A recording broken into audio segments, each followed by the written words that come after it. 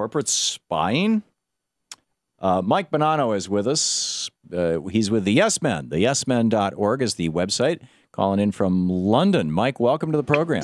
Thank you. Am I mispronouncing your last name, sir?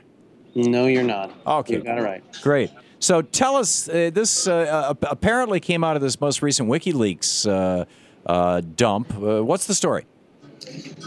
WikiLeaks has revealed a trove of 5 million emails and other documents that were somehow gotten from Stratfor, a company that claims to be in the business of global intelligence. Actually, they claim now that they are a kind of a news distribution agency, which is a bit of a misnomer because they're spies, they're corporate spies, and it's very well. But they're trying to claim First Amendment protection for their activities, huh? Yeah, they want people to think of them in a positive light, but when you read some of the disturbing emails in there, it's anything but. Well, what did those of those disturbing emails? What were the ones that talked about the Yes Men, and what did they say? Well, the ones that caught our eye, of course, the reason that WikiLeaks got in touch with us is because they noticed that we were in there, something like 500 or 600 times, and it turned out that Dow Chemical had hired them to monitor us because of our activities helping support the victims of the Bhopal catastrophe, and of course Dow would like people to forget about that, and so they're monitoring those Bhopal activists. They take note of all kinds of details in our lives. And when I say details, I mean of our digital life. So they, follow what emails we send out to people. They see if we're listed somewhere and we're speaking at a college or university. And they just forward all of that information on to Dow. For the activists in Bhopal, it's quite interesting. They subscribe to any lists that they have. They try to kind of infiltrate in ways that are sort of like quite soft, like legal. Mm-hmm. And that seems to be their, their MO, at least in This is our case. like J. Edgar Hoover all over again, only this is a for-profit corporation doing this on behalf of another for-profit corporation. Well, the disturbing thing about Stratfor, especially as it emerges here, is that they're using a tremendous amount of tax money to do this kind of spying. They have many clients, including many that are the U.S. government.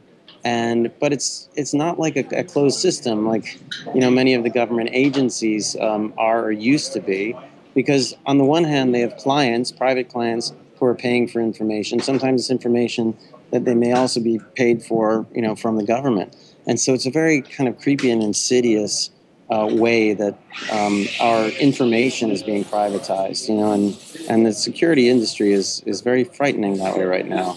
Remarkable. What's the big picture here, simply put? Well, the big picture is that corporations are colluding with other corporations to use techniques previously reserved for government espionage to spy on both activists and in some cases governments, and they're doing a lot of meddling, and they're doing it for profit. It's not in the matter of national interest anymore. It's all about their bottom line, and that becomes frightening. And what was the role of Julian Assange and WikiLeaks in all this?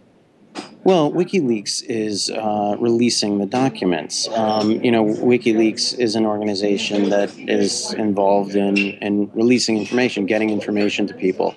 And so although this information was available, apparently from an anonymous hack, parsing through it is something that has to be done quite carefully.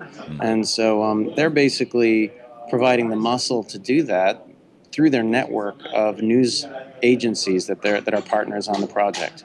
Do you know the latest on the trials and tribulations of Julian Assange and WikiLeaks?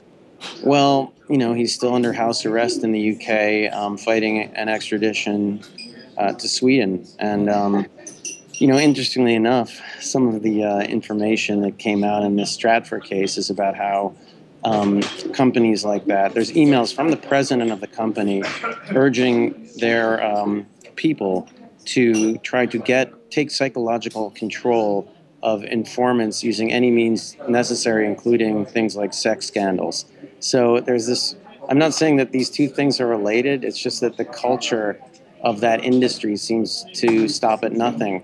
And so it comes as no surprise that Assange is having those problems. That's remarkable. Well, you keep in mind I don't think that this has ever been actually nailed down. Maybe it has, and you can correct me. But many of the worst abuses at Abu Ghraib, for example, and other similar ones, were apparently done by private contractors. And Yeah, it's the same. I think that's one of the problems here is that there's a lack of accountability, and there really is a lack of sort of professional training too.